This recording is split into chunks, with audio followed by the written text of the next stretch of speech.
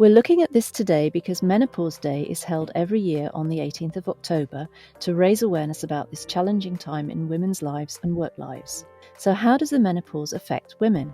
In many different ways. The symptoms vary, and some women have virtually no symptoms at all. But here are some of the symptoms people commonly experience, and they can be very debilitating.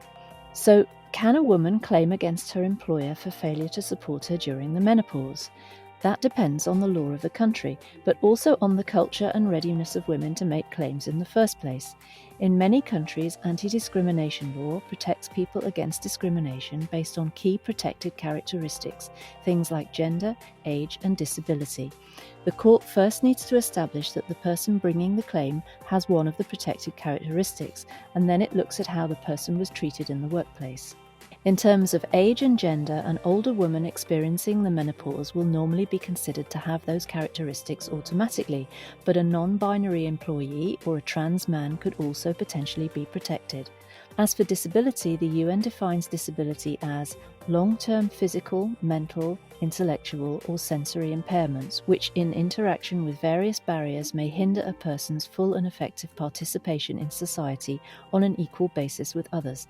Many countries around the world have adopted quite similar wording in their laws related to employment. So the court would look at the person's symptoms, and if they matched up to the definition used in that country, the court would consider them disabled, and then they would look at how the person was treated by the employer.